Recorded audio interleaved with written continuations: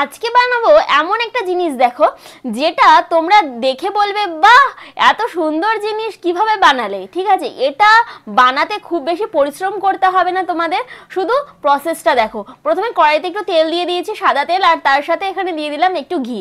ঘিটাকে এবারে গলিয়ে নিতে হবে। এরপর আমি কিছুটা বেসন এখানে ঢেলে দিলাম, আর বেসনটাকে হালকা করে ভেজে নিতে হবে। কেউ যদি বুঝে থাকো কি বানাতে চলেছি অবশ্যই কমেন্টস করে ফেলো, আর যদি কেউ বুঝে না থাকো তাহলে পুরো ভিডিওটা দেখতে থাকো। এরপর বেসনটাকে হালকা হালকা করে হালকা আঁচে ভেজে নিতে হবে যেন বেসনটা পুড়ে না যায়, তাহলে কিন্তু তেতো লাগতে পারে। যখন হালকা লাল হয়ে আসবে তখন বেসনটাকে একটা পাত্রের মধ্যে নামিয়ে নিতে হবে। আর তারপরে আমরা করে নেব আমাদের অন্য কাজটা, আসল প্রসেসটা। এখানে দেখো এটাকে নামিয়ে নিয়েছি। এবারে কড়াই ধুয়ে আমি কড়াই দিয়ে দিলাম 200 গ্রাম মতন চিনি, আর এখানে অল্প একটু জল। আমার বর আগে থেকে গ্যাসটা জ্বালিয়ে রেখেছিল, আর দেখো চিনিটা সঙ্গে সঙ্গে দেওয়ার সঙ্গে সঙ্গে একদম লেগে গেছে জলটা দেওয়ার সাথে সাথে। তো এতে ভয় পাওয়ার কিছু নেই, তার কারণ হচ্ছে এটা যখন মানে জাল হবে তখন আস্তে আস্তে একাই এটা উঠে চলে আসবে। তবে আমাদের কিন্তু এটা অনবরত নাড়তে থাকতে হবে, নয়তো নিচে লেগে যাবে।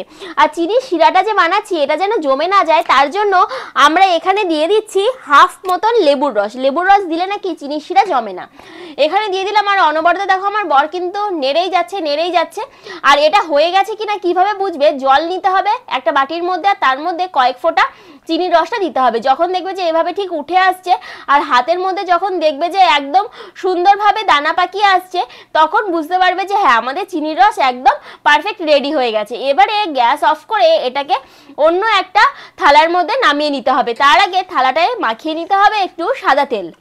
থালায় তেল মাখিয়ে নিয়ে এবারে যে চিনি শিরাটা আমরা বানিয়ে নিয়েছি সেটাই থালার মধ্যে ঢেলে নেব।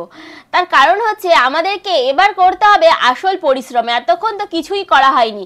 তো এবারে খুন্তি দিয়ে এটাকে নাড়তেই থাকতে হবে, থালার মধ্যে নাড়তেই থাকতে হবে। এবারে অনবরত এটাকে নাড়তেই থাকতে হবে যেন এটা এক জায়গায় জমে না যায়। আস্তে আস্তে এটা দেখবে শক্ত হতে শুরু করেছে, মানে সুন্দর একটা দেখো এই দেখো আঠালো একটা ব্যাপার চলে এসছে, আর কেমন একটা দানা দানা মতন চলে আসছে, বুঝতেই পারছো একটা সুতো সুতো মতন কিন্তু একটা ফিল আসছে।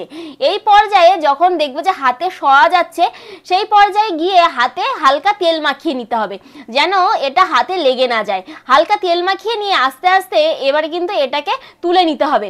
দেখো এখন মোটামুটি ঠান্ডা হয়ে গেছে, হাতে সওয়া যাচ্ছে, আমি একটু হাতে তেল মাখিয়ে নিলাম। এবার এটাকে তুলে নিচ্ছি, আস্তে আস্তে এভাবে টানতে হবে। টানতে টানতে কিন্তু বেশ এটা একটা ডোয়ের মতন তৈরি হয়ে যাবে। দেখো সুন্দর একটা যখন ডোয়ের মতন তৈরি হয়ে যাবে তখন এটাকে কিন্তু টেনে টেনে টেনে টেনে লম্বা করতেই থাকতে হবে। ঠিক আছে, আমাদের কাজ কিন্তু আমাদের করে যেতে হবে, হাত অনবরত চালিয়ে যেতে হবে।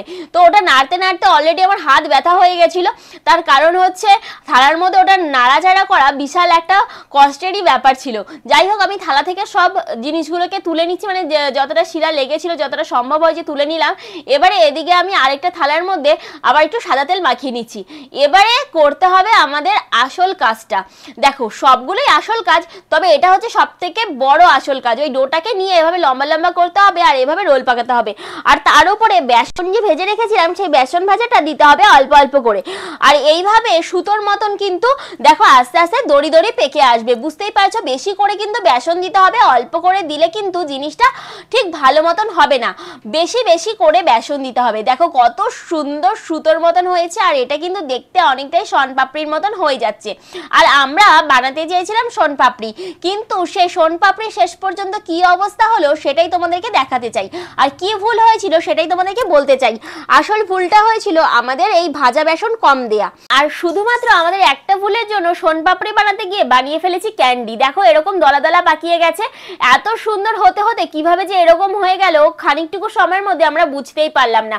তো সেটাকেই একটা সুন্দর বাটির মধ্যে শেপ দিয়ে নিচ্ছি। যতই হোক এত কষ্ট করে বানিয়েছি, তো দেখো কত সুন্দর হয়েছে দেখতে। তার মধ্যে একটু ড্রাই ফ্রুটস দিয়ে দিয়েছিলাম কুচি কুচি করে। আর শেষ পর্যন্ত আমাদের শনপাপড়ি হোক বা ক্যান্ডি যেটাই বলো সেটাই রেডি হয়ে গেছে। আর এখন যাই বানিয়েছি আমি খাবো, তার কারণ এত কষ্ট করে বানিয়েছি। আর তোমরা বাড়িতে বানাও, যেই ভুলটা আমি বললাম সেই ভুলটা করবে না। তো তোমরা বাড়িতে অবশ্যই বানিয়ে আমাকে কমেন্টস করে জানাবে তোমাদের শনপাপড়িগুলো কেমন হয়েছিল, পারফেক্ট হয়েছিল কিনা। তাহলে আজকের মতন এখানে বিদায় নিচ্ছি, টাটা।